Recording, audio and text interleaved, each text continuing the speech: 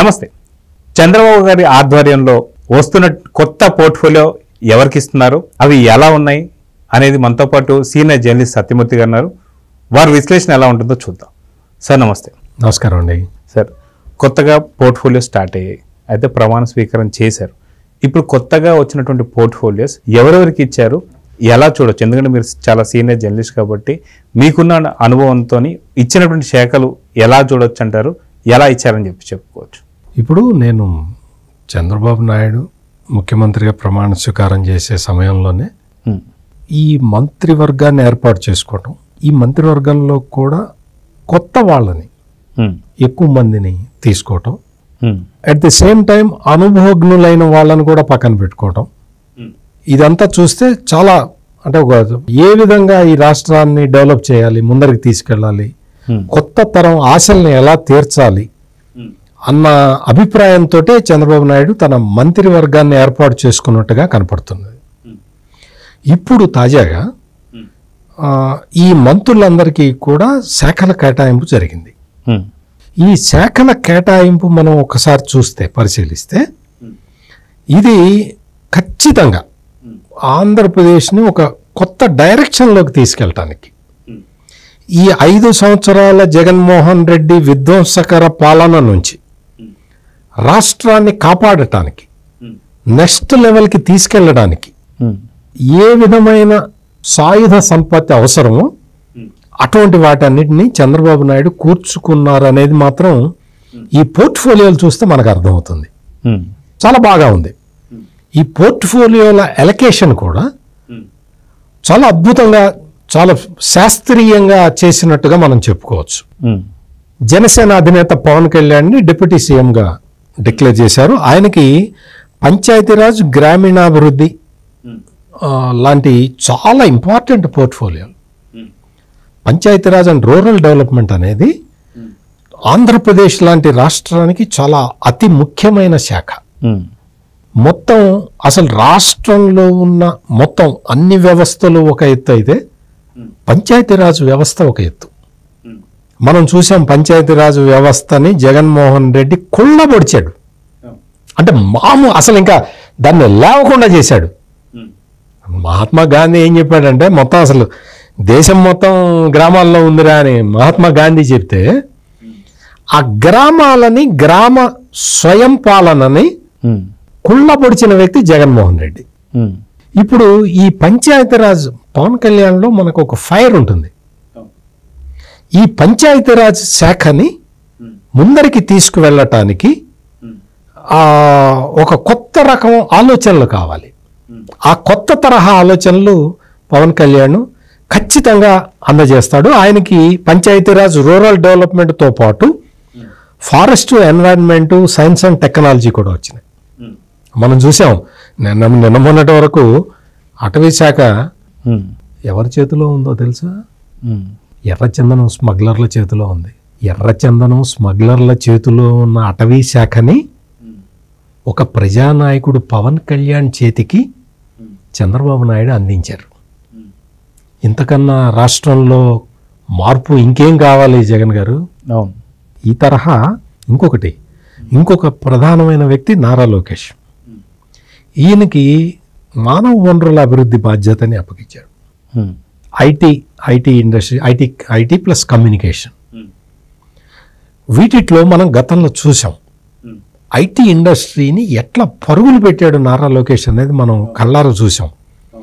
విశాఖపట్నాన్ని ఐటీ హబ్గా పెట్టి, ఆ ఐటీ హబ్లో అసలు ఎవరికి కూడా పెద్ద కంపెనీలు, కొత్త కంపెనీలు రావడం పక్కన పెట్టి, ముందర చిన్న చిన్న కంపెనీలని ప్రోత్సహిద్దామని చెప్పి ఇంక్యుబేషన్ సెంటర్ అనే ఒక దాన్ని ప్రారంభించిన ఐటీ మంత్రి నారా లోకేష్.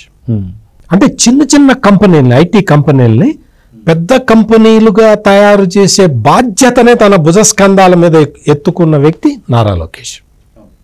మనం చూసాం, అప్పుడు చాలా కంపెనీలు వచ్చేసినాయి. విశాఖపట్నంలో మిలీనియం టవర్స్ మొత్తం కింద నుంచి పైదాకా ఫుల్ అయిపోయి కిటకిటలాడుతూ ఉండేది. జగన్మోహన్ రెడ్డి మళ్ళీ ఒక్కొక్క కంపెనీని వెళ్ళగొట్టాడు.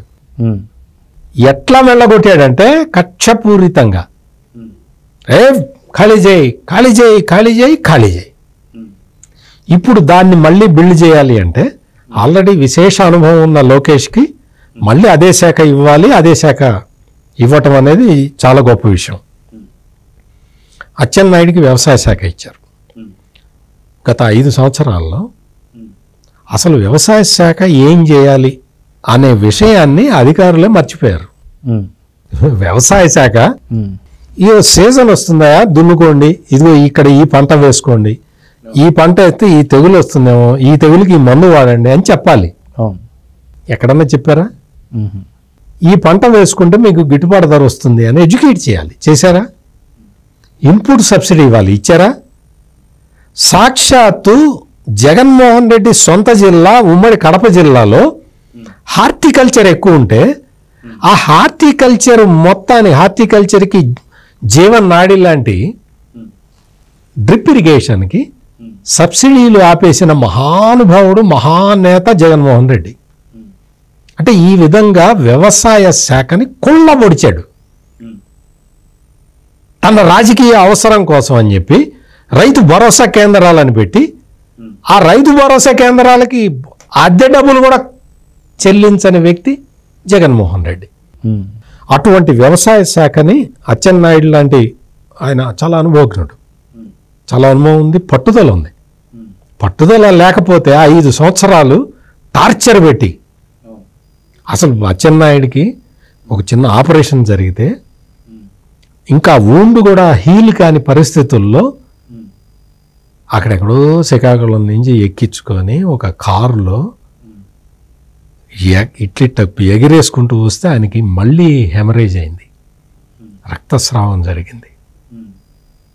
అటువంటి కిరాతకమైన జగన్మోహన్ రెడ్డి పాలనలో కూడా అసలు మొక్కవని ధైర్యం ప్రదర్శించి పోరాడిన వ్యక్తి అచ్చెన్నాయుడు. ఆయనకి ఎంత కసి ఉంటుంది, రాష్ట్రాన్ని అభివృద్ధి చేసుకోవాలి, మళ్ళీ నేను పాత స్థితికి నేను ఆంధ్రప్రదేశ్ని తెచ్చుకోవాలి అని ఎంత కసి ఉంటుంది. సో ఇది ఒకటి. తర్వాత నాదెండ్ల మనోహర్ ఆహారం పౌర సరఫరాలు చాలా ఇంపార్టెంట్. ఈ సివిల్ సప్లైస్ అనేది చాలా ఇంపార్టెంట్. సివిల్ సప్లైస్లో మీకు అంతకుముందు కారుమూరి నాగేశ్వరరావు అని ఒక మంత్రి ఉండేవాడు. కందిపప్పు అమ్ముకున్నాడు జగన్ గారు. ప్రజలకి ఇవ్వాల్సిన వస్తువు ఏది ఇవ్వాల చంద్రబాబు నాయుడు. అంతకు ముందర మొత్తం ఒక కిట్ లాగా ఇచ్చేవాళ్ళు. మొత్తం కందిపప్పు దగ్గర నుంచి, నూనె దగ్గర నుంచి, చింతపండు, మిరపకాయల దగ్గర నుంచి అన్నీ ఇచ్చేవాళ్ళు. మొత్తం ఆ వ్యవస్థ మొత్తాన్ని నాశనం చేసేసి ఆ చౌక బియ్యం, వాళ్ళు ఇచ్చే చౌక బియ్యం తినలేక మళ్ళీ వాళ్ళకే ఇస్తే ఆ బియ్యం అన్ని తీసుకెళ్ళి కాకినాడ చేరిస్తే కాకినాడ ఎమ్మెల్యే వాటిని ఎక్స్పోర్ట్ చేసుకునేవాడు. ఇది జగన్మోహన్ రెడ్డి పాలనలో జరిగింది. అత్యంత నిజాయితీపరుడైన నాదెండ్ల మనోహర్ని సివిల్ సప్లైస్కి పెట్టారు. ఇది రాష్ట్రానికి నిజంగా నేను ఈరోజు చెప్తున్నది మీరు ఆలోచించండి. కరెక్ట్గా 6 నెలల తర్వాత నాదెండ్ల మనోహర్కి ఈ సివిల్ సప్లైస్ ఇచ్చిన రిజల్ట్ని మనం అందరం చూస్తాం. వంగలపూడి అనిత ఈమెకి హోంశాఖ ఇచ్చారండి. ఎంత అద్భుతమైన నిర్ణయం అంటే ఈ వైసీపీ దౌర్జన్యానికి, దాష్టీకానికి ఎక్కడ తలవగ్గకుండా పోరాడిన మహిళ వంగలపూడి అనిత. వ్యక్తిగతంగా అత్యంత నీచంగా ఆమె క్యారెక్టర్ని కూడా అవహేళన చేస్తూ ఎన్ని పోస్టులు పెట్టారో, ఎన్ని ఇది చేశారో. వాడి పేరు అవన్నీ మనకి ఈ శుభ సందర్భంలో ప్రస్తావించుకునే అంత దరిద్రానికి మనం పోవద్దు. కానీ వాడు ఒక దరిద్రుడు వంగలపూడి అనిత మీద ప్రత్యేకంగా ఒక వార్త రాసి ఒక పబ్లిష్ చేస్తే ఈమె వెళ్ళింది, వాడి ఇంటికి వెళ్ళింది.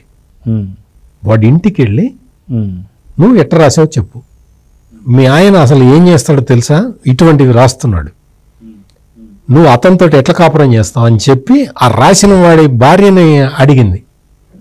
ఎంత సాహసం చూడండి. వైసీపీ రాజ్యంలో ఆ వార్త ప్రచారం చేసిన అతని దగ్గరికి వెళ్ళి అడగటం అంటే ఎంత ధైర్యం ప్రదర్శించింది. నాకు న్యాయం కావాలి, ఒక ఆడదాన్ని పట్టుకొని మీరు ఇట్లా రాస్తారా అని చెప్పి ఆమె చాలా ఆవేదనగా రోడ్డు మీదే ఫైట్ చేసింది. పోలీసులు వచ్చి ఆమెనే తీసుకెళ్ళిపోయారు. అంటే ఈ తరహా ఒక చిన్న ఎగ్జాంపుల్ చెప్పింది. వంగలపూడి అనిత మీద చాలా దారుణమైన అటాక్స్ చేశారు.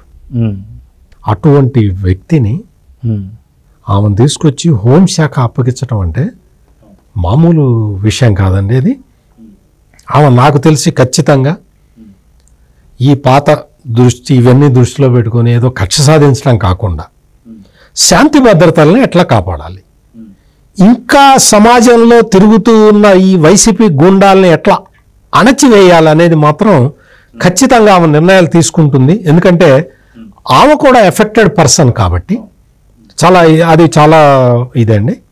మంచి గుడ్ సెలెక్షన్. పొంగూరు నారాయణ మళ్ళీ పురపాలక శాఖ మళ్ళీ మంత్రిగా ఆయన టేక్ ఓవర్ చేశారు. ఆయన అసలు అమరావతి రాజధానికి రూపకల్పన చేసిన ముఖ్యమైన వ్యక్తి. అటువంటి పొంగూరు నారాయణని ఒక ఇన్సైడర్ ట్రేడింగ్ అని, అదని ల్యాండ్లు కొన్నాడని, భూములు అమ్ముకున్నాడని, రియల్ ఎస్టేట్ వ్యాపారం చేశాడని రకరకాల కేసులు పెట్టి వేధించారు. ఆయన నేను చేసింది చిత్తశుద్ధితో చేశాను, ప్రజలు నా పక్షానే ఉంటారు అని నమ్మిన వ్యక్తి నారాయణ. ఆయనకు మళ్ళీ అదే పోర్ట్ఫోలియో వచ్చింది. దానివల్ల ఏమవుతుందో తెలుసా జగన్ గారు, అమరావతి సత్వర అభివృద్ధి కోసం అది దోహదపడుతుంది. అమరావతిని ఇమ్మీడియట్గా డెవలప్ చేయడానికి ఈ నిర్ణయం ఉపయోగపడుతుంది. అదేవిధంగా బీజేపీ నాయకుడు సత్యకుమార్ యాదవ్కి ఆరోగ్య శాఖ ఇచ్చారు. మొత్తం డాక్టర్లే లేని వైద్య ఆరోగ్య శాఖలో మేము ఇంటికో డాక్టర్ని పంపిస్తాం, ఇంటింటికి డాక్టర్ని పంపిస్తాం అని చెప్పి ఆ విడుదల రజని ఎన్ని దొంగ కబుర్లు చెప్పారు. అంత ఏమీ లేదు అక్కడ. మొబైల్ క్లినిక్స్ అంతకు ముందర చంద్రబాబు నాయుడు ప్రవేశపెడితే మొబైల్ అంబులెన్స్, మొబైల్ క్లినిక్లు కాన్సెప్ట్ని మొబైల్ కొనుక్కోవటానికి వాళ్ళు ఇచ్చేశారు తప్ప ఆరోగ్య శాఖని ప్రజల దగ్గరికి తీసుకెళ్లటంలో ఘోరంగా విఫలమయ్యారు. కరోనా సమయంలో మరీ దారుణంగా తయారైంది. ఆ తర్వాత వ్యవస్థలు మొత్తం ఆరోగ్య రంగం మొత్తాన్ని భ్రష్టు పట్టించారు. ఆరోగ్యశ్రీకి డబ్బులు ఇవ్వకుండా హాస్పిటల్స్ అన్ని వైద్యం ఆపేసిన దుర్భర పరిస్థితులు మనం చూసాం. సత్యకుమార్ చాలా నిజాయితీపరుడు, చాలా నిజాయితీపరుడు. అటువంటి నిజాయితీపరుడైన కేంద్రంలో చాలా అనుభవం ఉంది, విశేష అనుభవం ఉంది ఆయనకి. అటువంటి వ్యక్తి వైద్య ఆరోగ్య శాఖని మళ్ళీ ప్రజల దగ్గరికి తీసుకెళ్ళి ప్రజలకు ఉపయోగపడే నిర్ణయాలు తీసుకుంటాడంటంలో ఎటువంటి సందేహం లేదు. డయాఫ్రమ్ వాల్ అంటే ఏంటో తెలియని ఒక దౌర్భాగ్యుడిని నిన్నటి వరకు మనం నీటిపారుదల శాఖ మంత్రిగా చూసాం. ఇప్పుడు అది తీసేసి కష్టపడి పనిచేసే నిమ్మల రామనాయుడికి ఆ శాఖని ఇచ్చారు. చాలా ఇది కూడా మంచి నిర్ణయం. ఆనం రామనారాయణ రెడ్డి లాంటి సీనియర్ని మంత్రివర్గంలో తీసుకొని ఆయనకి దేవాదాయ శాఖ అంటే అది చాలా అదేదో చిన్న శాఖ కాదండి. ఇప్పుడు టెంపుల్ టూరిజం ఆ సర్క్యూట్స్ డెవలప్ చేస్తే చాలు రాష్ట్రానికి ఆదాయం వచ్చేస్తుంది, రాష్ట్రానికి ఇన్కమ్ జనరేట్ అవుతుంది. టెంపుల్ టూరిజం సర్క్యూట్స్ డెవలప్ చేస్తే చాలు. అందుకని ఇటువంటి నిర్ణయాలు తీసుకోవటానికి అనుభవజ్ఞుడైన రామనాయుడిని దేవాదాయ శాఖ మంత్రిగా పెట్టారు. ఇంకా ఆర్థిక శాఖ విషయానికి వస్తే ప్రతిపక్ష పార్టీలకి పబ్లిక్ అకౌంట్స్ కమిటీని అప్పగిస్తారు. ప్రతిపక్ష పార్టీకి ఈ పబ్లిక్ అకౌంట్స్ కమిటీ ఏంటి అంటే ఈ బడ్జెట్ తయారు చేసే రాష్ట్ర ప్రభుత్వం ఇవన్నీ ఉంటాయి కదా, వీటి మీద చెక్స్ అండ్ బ్యాలెన్సెస్ చూసుకుంటారనమాట. ఆ పనిని ఇంతకాలం చేసిన సమర్థవంతంగా చేసిన పయ్యావుల కేశవ్ తీసుకొచ్చి ఆర్థిక శాఖ మంత్రిగా పెట్టాడు చంద్రబాబు నాయుడు. ఆయన చాలా చదువుకున్న వ్యక్తి, మంచి భావాలు, అభ్యుదయ భావాలు ఉన్న వ్యక్తి. అటువంటి వ్యక్తికి ఆర్థిక శాఖ అప్పగిస్తారని చాలామంది అనుకున్నారు. అందరూ ఎక్స్పెక్ట్ చేసినట్టే పయ్యావుల కేశవ్కి ఆర్థిక శాఖను అప్పగించారు. ఇది చాలా కీలకమైన డెసిషన్ కాబోతున్నది. ప్రయారిటీస్, ముఖ్యమంత్రి ప్రయారిటీస్ ఏమున్నాయో తెలుసుకొని ఆ ప్రయారిటీస్ ప్రకారం ఫండ్స్ని ఎలకేట్ చేసి రాష్ట్రాన్ని ముందరికి తీసుకువెళ్ళటానికి పయ్యావుల కేశవ్ 24 గంటలు కష్టపడతాడు, అందులో ఎటువంటి సందేహం లేదు. జగన్మోహన్ రెడ్డి తవ్విన గోతులన్నీ పూడ్చుకోవాలి. ఇప్పుడు అప్పుల గోతులు తవ్వాడు కదా, మామూలు పందికొక్కులు పంట పొలాల్లో ఎట్లా కన్నాలు పెడతాయో ఎక్కడెక్కడ కన్నాలు పెట్టినాయో వెతుక్కోవటానికే చాలా టైం పడుతుంది. అటువంటి గురుతరమైన బాధ్యతని పయ్యావుల కేశవ్కి అప్పగించటం అనేది చాలా ఇది ఉంది. అనగాని సత్యప్రసాద్ చాలా నిజాయితీపరుడు, అతనికి రెవెన్యూ శాఖ అప్పగించటం అనేది మనం చూస్తున్నాం. రెవెన్యూ శాఖలో మొత్తం పంట పొలాల్లో ఆ సర్వే రాళ్ళు పాతుకొని ఆ సర్వే రాళ్ల మీద కూడా జగన్ ఫోటో వేసుకున్నాడు, ఆ గ్రానైట్ రాళ్ల మీద. ఇటువంటి దౌర్భాగ్య పరిస్థితి నుంచి రెవెన్యూ శాఖని కాపాడాల్సిన పెద్ద బాధ్యత అనగాని సత్యప్రసాద్ మీద పెట్టారు. ఇంకా 5 సంవత్సరాల పాటు జగన్మోహన్ రెడ్డి భయపెట్టిన, ఆశ పెట్టిన, నేను తెలుగుదేశంలోనే ఉంటాను, నువ్వు ఏం చేస్తావో చేసుకో అని ఒక ఎదురు తిరిగిన నాయకుడు డోలా బాల వీరాంజనేయ స్వామి. అతన్ని మంత్రివర్గంలోకి తీసుకోవటమే కాకుండా సాంఘిక సంక్షేమ శాఖను అప్పగించాడు. చాలా అద్భుతమైన నిర్ణయం. మరో యువకుడు చాలా పట్టుదల కలిగిన వ్యక్తి గొట్టిపాటి రవికుమార్కి విద్యుత్ శాఖ అప్పగించటం, ఇవన్నీ కూడా అంటే రకరకాలుగా, అంటే వీళ్ళందరినీ గుమ్మడి సంజయరాణి, బీసీ జనార్దన్ రెడ్డి, టీజీ భరత్, కందుల దుర్గేషు, ఎస్ సవిత, వీళ్ళందరికీ కూడా మంచి శాఖలు ఇవ్వటం, ఇదంతా కూడా రాష్ట్రం కొత్త డైరెక్షన్లోకి వెళ్ళబోతున్నది. ఆల్రెడీ ఇప్పటికే వెళ్ళింది, మనం చూస్తున్నాం. అమరావతి రాజధాని చూస్తే మనకి చాలా ఇదిగా అవుతుంది. కానీ మనం పర్యాటక శాఖ మంత్రి అంటే మనకి ఆ జబర్దస్త్ రోజా గుర్తొచ్చేది. ఇప్పుడు కందుల దుర్గేష్ లాంటి ఒక సమర్థుడికి ఆ శాఖను అప్పగించారు. పర్యాటక రంగం అనేది చంద్రబాబు నాయుడికి ఆరో ప్రాణం లాంటిది. ఎందుకంటే పర్యాటక రంగాన్ని ఆయన ఫోకస్ పాయింట్ దాని మీదే ఉంటుంది. అటువంటి ఇంపార్టెంట్ పోర్ట్ఫోలియోని జనసేన పార్టీకి చెందిన కందుల దుర్గేష్కి ఇవ్వటం అంటే మనం అందరినీ కలుపుకొని వెళ్ళాలి. చాలా ఇంపార్టెంట్ పోర్ట్ఫోలియోలు జనసేనకి ఇచ్చిన విధానాన్ని మనం చూస్తూ ఉంటే చాలా వాళ్ళు అంటే డెవలప్మెంట్, పునర్నిర్మాణం, విధ్వంసం అయిపోయిన ఆంధ్రప్రదేశ్ని పునర్నిర్మాణం చేయటానికి యువకులు, ఉత్సాహవంతులు, పట్టుదల గల వ్యక్తులు ఎవరెవరు కావాలో వాళ్ళందరినీ సెలెక్ట్ చేసుకొని ముందరికి వెళ్తున్నందుకు మనం చంద్రబాబు నాయుడిని అభినందించక తప్పదు. అయితే ఇక్కడ చిన్న క్వశ్చన్స్ అన్నది, ఏదైతే వైసీపీ మొన్న 2019 నుంచి 24 దాకా చేసిందో దీంట్లో ఏం చేసిందంటే మళ్ళీ మధ్యలో ఏదైతే మంత్రివర్గాన్ని ఉపసంహరించి మళ్ళీ కొత్త మంత్రి పనులు ఇచ్చింది. అలాంటివి అయితే ఇకపైన అయితే ఉండవు అనుకోవచ్చా? ఇక్కడ అటువంటి పిచ్చి పనులు చేసే అంత చిన్నవాడు కాదు చంద్రబాబు నాయుడు. చంద్రబాబు 10 మందికి భరోసా కల్పిస్తాడు, తను భరోసాగా ఉంటాడు, అంతే తప్ప జగన్మోహన్ రెడ్డి రాజకీయం ఏంటి అంటే ఎవరిని సెటిల్ కాకుండా చూడాలి, నేను ఒక్కనే సెటిల్ కావాలి అనేది. అందుకనే మీ మంత్రి పదవులు ఓడగొడతాను అని ముందరే చెప్పేవాడు వాళ్ళని. అంటే వాళ్ళు ఏంటి, లాయల్గా ఉండాలి. జగన్మోహన్ రెడ్డికి లాయల్గా కాళ్ళ దగ్గర బానిసల్లాగా పడి ఉండాలి. అట్లా కాళ్ళ దగ్గర బానిసల్లాగా పడున్న నలుగురిని కంటిన్యూ చేశాడు. మరి అందరినీ తీసేస్తా అన్నాడు కదా 2.5 సంవత్సరాల తర్వాత. మరి అందరినీ తీయాలి కదా. 4 5 బానిసల్ని కంటిన్యూ చేశాడు, మళ్ళీ కొత్త బానిసల్ని తెచ్చుకున్నాడు.